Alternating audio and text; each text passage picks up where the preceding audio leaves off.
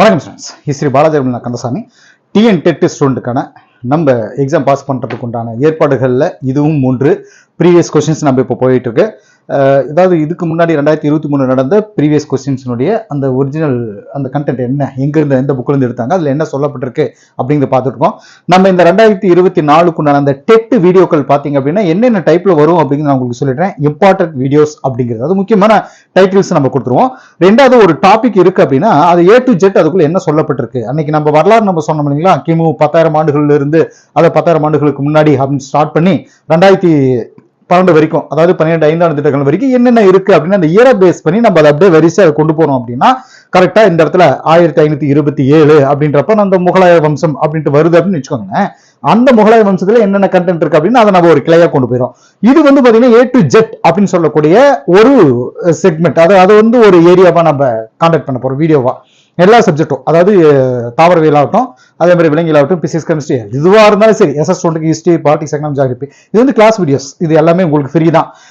இப்போ இது என்ன சொல்ல போறோம் அப்படின்னா இந்த கொஸ்டின்ஸ் ப்ரீவியஸ் கொஸ்டின்ல எப்படி அவங்க கேட்டிருக்காங்க, எந்த ஏரியால இருந்து கேட்டிருக்காங்க. ரெண்டாவது இதுல சில ஐடியாக்கள் நமக்கு இருக்கு. ஏன்னு கேட்டீங்கன்னா இப்ப தமிழ்ல இப்போ தற்கால கவிஞர்கள் இருப்பாங்க, அந்த காலத்து புலவர்கள் இருப்பாங்க. இதை பாருங்க, நல்லா மெயில் வச்சுக்கோங்க. அந்த காலத்துல வரக்கூடிய அந்த சீத்தலை சாத்தனார், இளங்கோவடிகள், இவங்கெல்லாம் ஒரு பக்கம், திருவள்ளுவர், கம்பர், ஓகே ரைட், இவங்க ஒரு பக்கம்.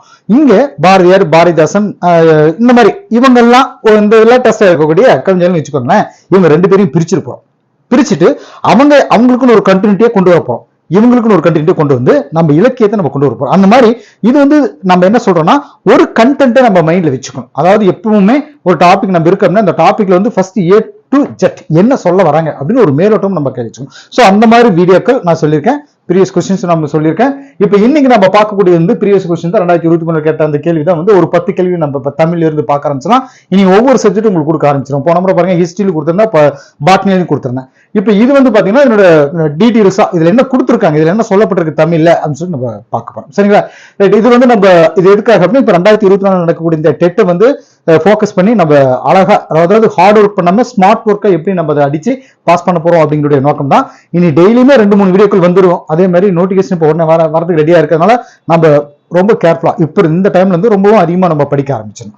சரி, இப்போ இதுல பாருங்க முந்தைய ப்ரீவியஸ் தமிழ் கொஸ்டின்ஸ் சொல்லிட்டு பாருங்க. இந்த விழா 28 நாட்கள் கொண்டாடப்படுவதாக கூறும் இலக்கியம் எது? 28 நாட்கள் அப்படிங்கறத இதுல நம்ம சொல்றோம். என்ன அப்படின்னா மணிமேகலையில இது இந்த வார்த்தைகள் கொடுத்துருப்பாங்க. என்னன்னா 4 அப்படின்னு சொல்லிட்டு கொடுத்துருப்பாங்க. 4 x 7 அப்படிங்கிறப்ப 28 நாட்கள் அப்படின்னு சொல்லிட்டு அந்த பாடல் வரிகள் அந்த இதை கொடுத்துருப்பாங்க 4 அப்படின்ட்டு. என்ன இந்திர விழா அப்படிங்கிற கண்டென்ட் பாத்தீங்கன்னா மணிமேகலைன்றது முன்னாடியே இது 2மே இரட்டை காப்பியங்கள். சிலப்பதிகாரம், ஏன்னா 50 காப்பியங்கள் சிலப்பதிகாரம், மணிமேகலை, சிவகசந்தமணி, குண்டலகேசி, வளையாபதியில நமக்கு சிலப்பதிகாரம், மணிமேகலை இரட்டை காப்பியங்கள். ஏன் இரட்டை காப்பியங்கள் நம்ம சொல்றோம்? சிலப்பதிகாரத்தை இளங்கோவடிகள் இயற்றிய பொழுது அதனுடைய கண்டினியூட்டி, அதனுடைய தொடர்ச்சி தான் மணிமேகலை, சீத்தலை சாத்தனார் எழுதின மணிமேகலை. அதனால இது நம்ம இரட்டை காப்பியங்கள் நம்ம சொல்றோம். ரைட். இப்ப இந்த கேள்வி எடுத்திருக்காங்க நமக்கு நம்ம டிஆர்பி போர்டுல இந்த கேள்வி எடுத்திருக்காங்க. இது என்ன அடிப்படையில் எப்படி கேட்டிருப்பாங்க நம்ம யோசிச்சு பார்க்கும்போது பாத்தீங்கன்னா 50 காப்பியங்கள், அதாவது நம்ம இலக்கியங்கள் பாத்தீங்கன்னா 11 மேல் கணக்கு நூல்கள், 11 கீழ்கணக்கு நூல்கள், 50 காப்பியங்கள், 5 காப்பியங்கள், வெளிப்பாட்டு பாடல்கள். இப்படி நம்ம வரிசா ஒரு ஆர்டர் வரிசா நம்ம மைண்ட்ல வச்சுக்கிறதுக்காகவும் இதுல இருந்து ஒவ்வொரு கேள்வி கண்டிப்பா கேட்பாங்க அப்படிங்கிற நோக்கத்தில் நம்ம பார்த்திருப்போம். 11 மேல் கணக்கு அப்படின்னா 8 தொகையும் 10 பாட்டு, நல்ல நற்றினை, நல்ல குழந்தைகள், ஒத்த பேத்து, ஓங்கு பரிபாடல், கட்டெந்திரும் 500, கட்டெந்திரும் கலியோடு அகம்புறமேனை திறந்த 8 தொகை நமக்கு தெரியும். 10 பாட்டு நூல்களையும் ஆற்றுப்படை நூல்கள் 5, அதுக்கே குறிஞ்சிமுல்லை மருதம் அதை பேஸ் பண்ணிட்டு அப்படின்னா குறிஞ்சிப்பாட்டு, முல்லைப்பாட்டு, மதுரை காஞ்சி, நென்னல்வாடி, பட்டினப்பாளையம் அப்படின்னு சொல்லிட்டு வரிசா ஒரு அந்த 5 நூல்களும் ஆற்றுப்படை நூல்கள் 5ன்னு சொல்லிட்டு 10 பாட்டு நம்ம படிச்சிருப்போம். இது 11 மேல் கணக்கு நூல்கள். 11 கீழ்கணக்கு நூல்கள் 4 4 40 5 முப்பால் கடுகம், கோவை அப்படின்னு சொல்லிட்டு வரிசா போயிட்டு இருக்கோம். ஸோ அது ஒரு 18 நூல்கள். இது ஒரு செக்மெண்ட், அது நம்ம தனியாக பார்த்துக்கோம். இப்போ 50 காப்பியங்கள், 5 காப்பியங்கள், இதுல எல்லாம் கம்பல்சரி கொஸ்டின் வந்துட்டே இருக்கு ஒவ்வொரு முறையும். இப்ப இந்த கேள்வியும் அதன் அடிப்படையில் தான் எடுத்துக்காங்க. நான் சொல்ல வரேன் 50 காப்பியங்கள்ல வரக்கூடிய ஒரு முக்கியமான கண்டென்ட் சிலப்பதிகாரம், மணிமேகலை, சிவகசந்தமணி சொல்லிருக்கேன். அந்த இதுலதான் இப்ப மணிமேகலை ஒரு கேள்வி எடுத்திருக்காங்க.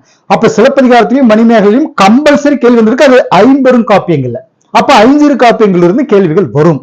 இது இதுல நம்ம என்ன சொல்றோம்னா இவங்க எப்படி அந்த கொஸ்டின் எடுக்காங்க, நம்ம படிக்கும்போது பாத்தீங்கன்னா நம்ம எந்தெந்த இடத்தையெல்லாம் ஃபோக்கஸ் பண்ணி படிச்சோம் அப்படின்னா நம்ம ஈஸியா மார்க் எடுக்கலாம் நோக்கத்துல அதை நம்ம பண்றோம். ஒரு கேள்வி இங்க ப்ரீவியஸ்ல கேட்டிருக்காங்கிறது முக்கியம் இல்ல, அது எப்படி, ஏன், அப்ப அடுத்த முறை எப்படி கேட்பாங்க.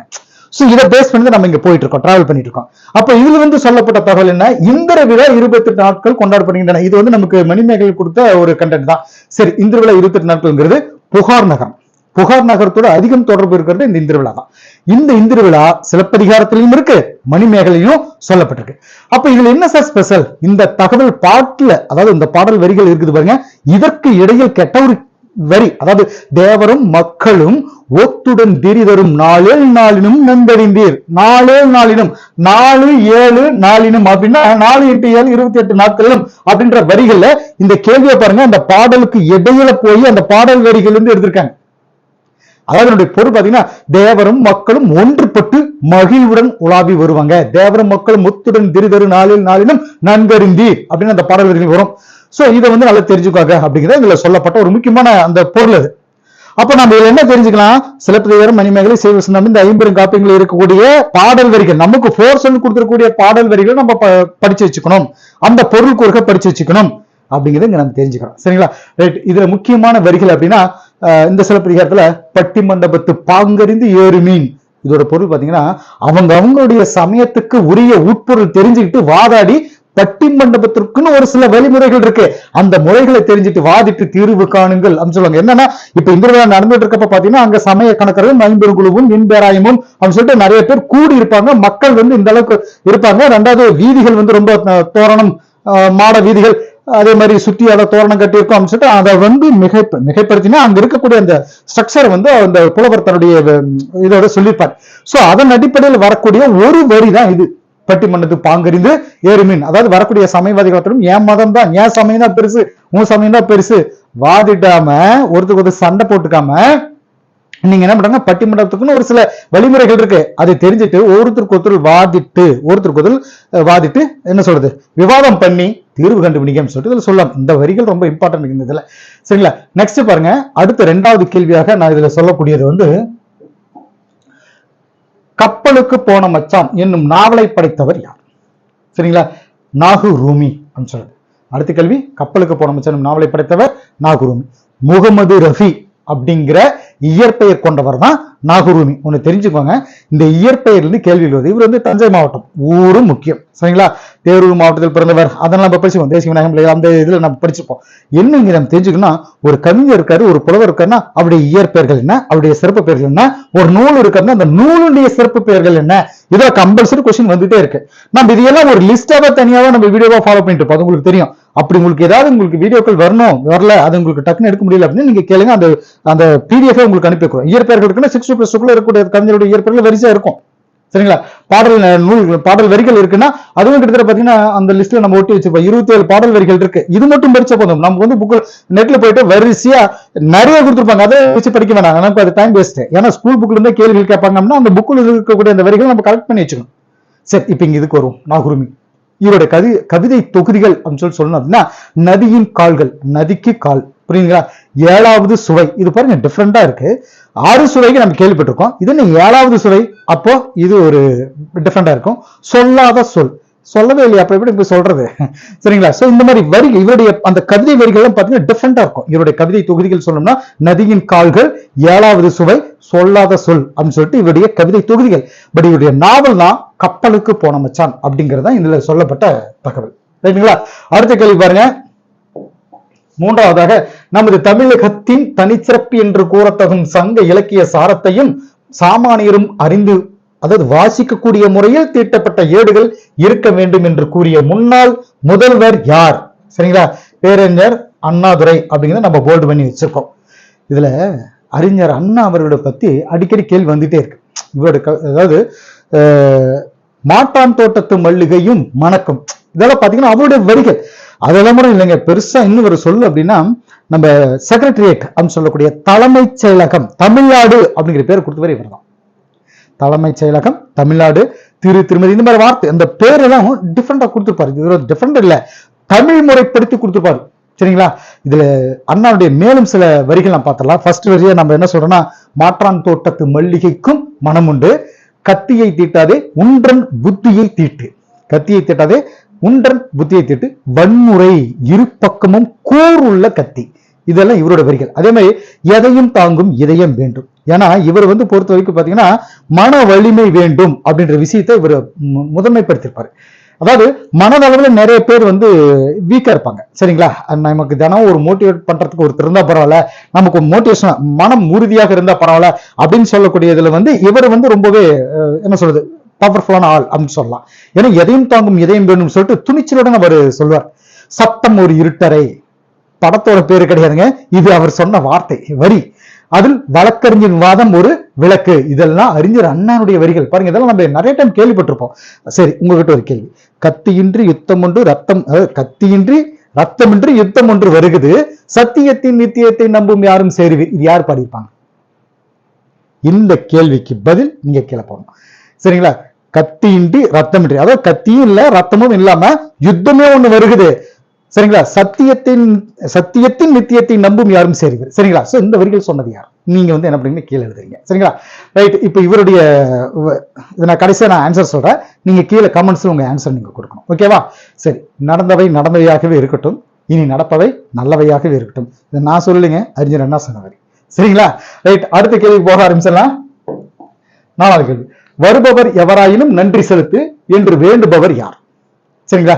வருபவர் எவராயினும் நன்றி செலுத்து. இது வந்து பாத்தீங்கன்னா ஜலாலுதீன் ரூமி அப்படின்னு சொல்லிட்டு இவர் சொல்லியிருப்பாரு. ஜலாலுதீன் ரூமியுடைய கவிதைகளை தேர்ந்தெடுக்கப்பட்டது. சில வந்து இங்கிலீஷ்ல வந்துட்டு மொழியாக்கம் செஞ்சவர் கோல்மன் பாக்ஸ் அப்படின்னு சொல்லுவாங்க. கோல்மன் பாக்ஸ் மேக்சிமம் இங்கிலீஷ்ல பாத்தீங்கன்னா ஜியு போப் அவர்கள் நம்ம படிப்போம், சரிங்களா?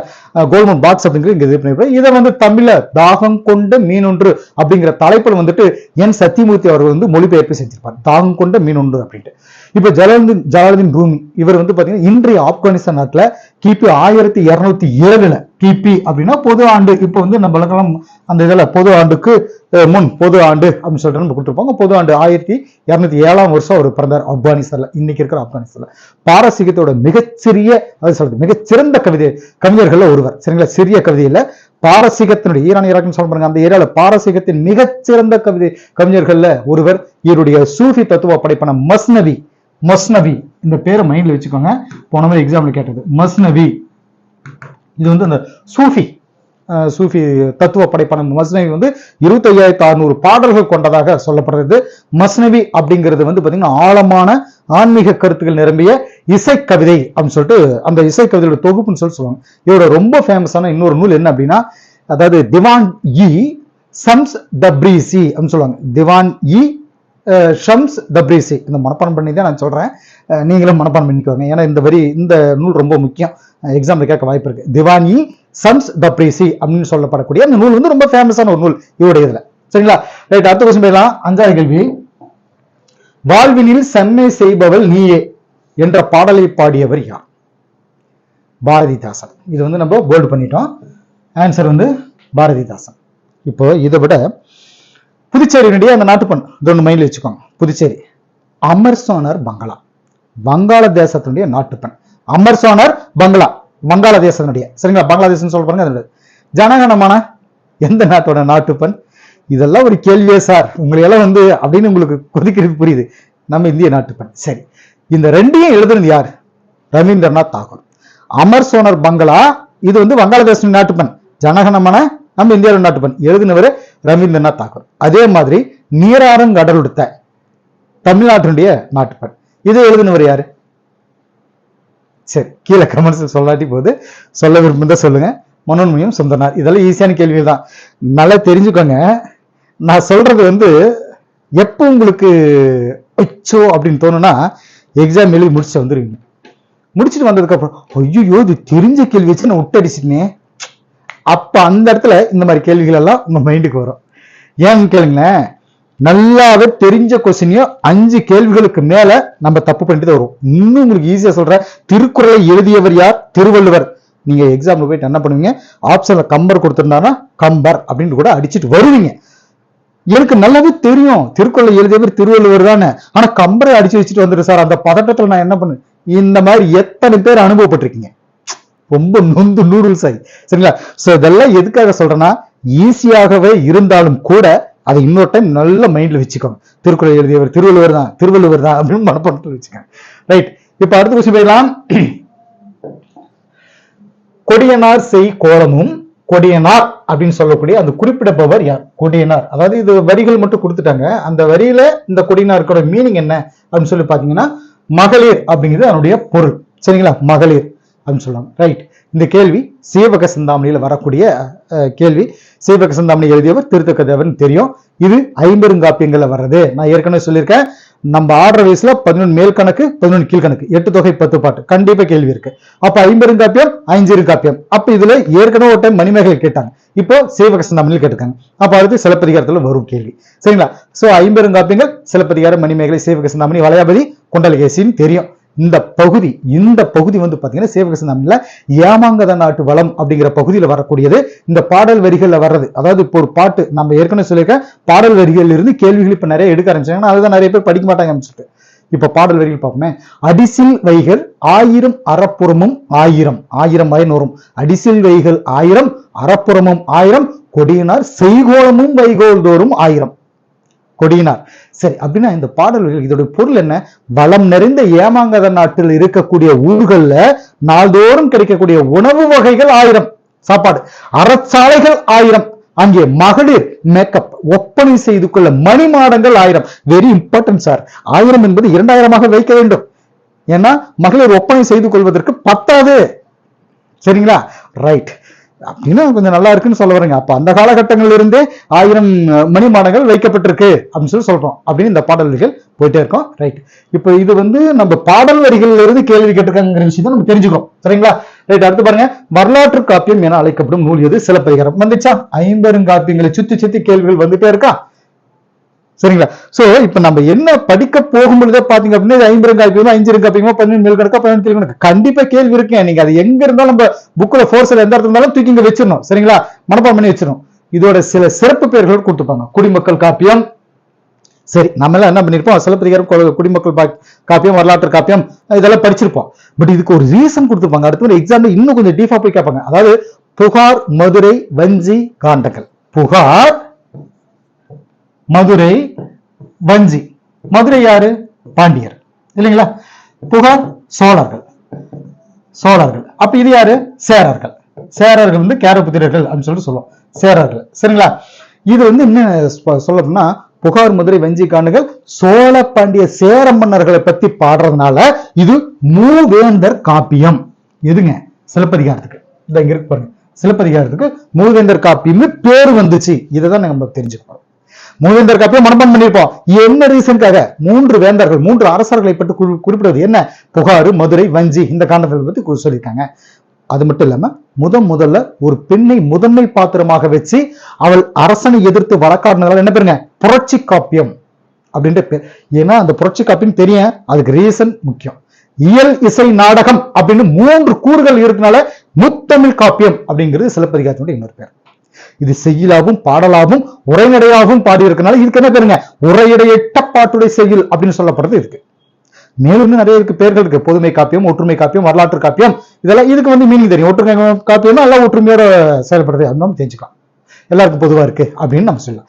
ரைட். இப்ப இந்த மாதிரி சிறப்புகள் கொடுத்துருக்காங்கன்னா அதன் ரீசன் என்னன்றது தெரிஞ்சு நம்ம மனப்பாடம் பண்ணிட்டா இன்னும் கொஞ்சம் பெட்டரா இருக்கும்.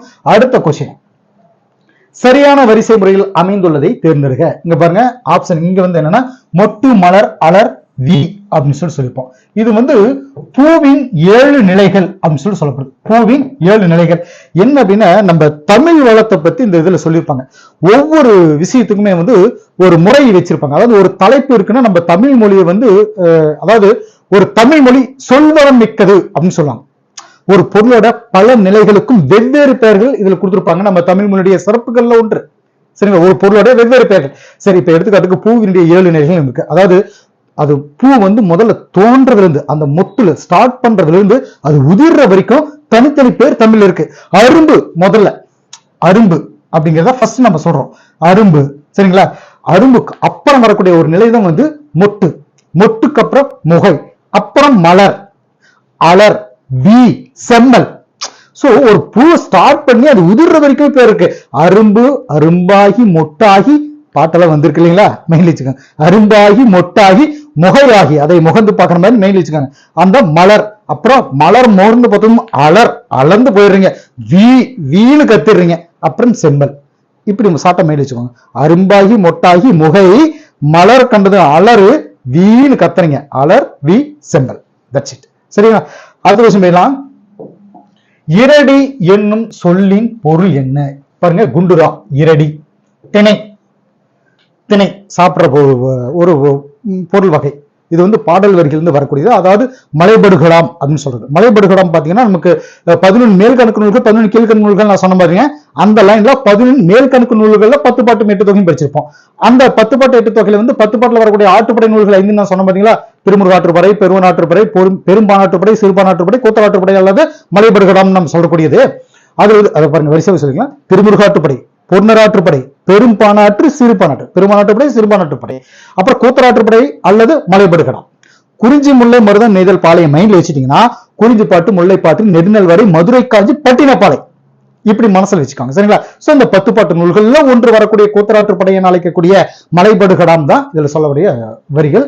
இந்த வரிகள்லயும் அதாவது பொருள் கூறு கூட்டுப்பாங்க. அதாவது பருவக்குறை பொழிந்த நெய்க்கண் வேவையோடு, அதாவது நெய்க்கண் வேக, நெய்யால் வேக வைத்த நெய்க்கண் வேவையோடு குருக்கண் இரடி பொம்மல் பெருகுவே. இரடி திணை, பொம்மல் சோறு, திணை சோறு, இரடி பொம்மல் பெருகுவே. இதோட பொருள் பாத்தீங்கன்னா, நெய்யில் வெந்த மாமிசத்தினுடைய பொரியலையும், அதான் பருவக்குறை பொழிந்த நெய்க்கண் வேவையோடு, வேக வச்சதோடு நெய்யில் வெந்த மாமிசத்தோட பொரியலையும் திணைச்சோற்றையும், அதான் இரடி பொம்மல் திணைச்சோற்றையும் உணவாக பெறுவீர்கள் அங்க நாடி சென்றால். இரடினா திணை, பொம்மல்னா சோறு. சரி, இதுல பாடல் வரிகள் தான் உங்களுக்கு நான் கொடுத்துருப்பேன். சரிங்களா? பருவக்குறை அப்படின்றது முடிஞ்சா மனப்பாடம் பண்ணிக்கோங்க, இல்லைங்கிற பட்சத்தில் இங்க விட்டுலாம். சரியா? ரைட். இப்ப இவ்வளவுதான் இதனுடைய பொருள் கூறுக. இப்ப பாருங்க, ஃபர்ஸ்ட் 10 கொஸ்டின்ல பாத்தீங்கன்னா கிட்டத்தட்ட 3 கேள்விகள் வந்து ஒரு பாடல் வரிகள் இருந்து கேள்விகள் கேட்டிருக்காங்க. Very very important. சரிங்களா? இப்ப 10வது கேள்வி என்னன்னு பாத்தீங்கன்னா, ஏற்கனவே நான் சொன்னதுதான். அதாவது பூவின் தோற்றம் முதலாக உதிர்வது வரை உள்ள நிலைகள் எத்தனை அப்படிங்கிறது 7 அப்படின்னு சொல்லியிருப்போம். அது நம்ம இதுக்கு முன்னாடி 8வது கேள்வியா பார்த்தோம் இல்லைங்களா? இதுவே நம்ம அதை சொல்லிட்டதுனால அதுக்கு நம்ம இப்ப எக்ஸ்பிளைன் இல்ல. ஃபர்ஸ்ட் 10 கொஸ்டின் நம்ம பார்த்துட்டோம். அடுத்தடுத்த சப்ஜெக்டுகள்ல அடுத்தடுத்த 10 கொஸ்டின்ஸ் எப்படி எடுத்தாங்க, எதுல இருந்து எடுத்தாங்கிற விஷயத்தை நம்மளுடைய பயணத்தை தொடர்ந்து கொண்டு போயிட்டே இருப்போம். Okay students, thank you. அடுத்த வீடியோவில் நான் உங்களை சந்திக்கிறேன்.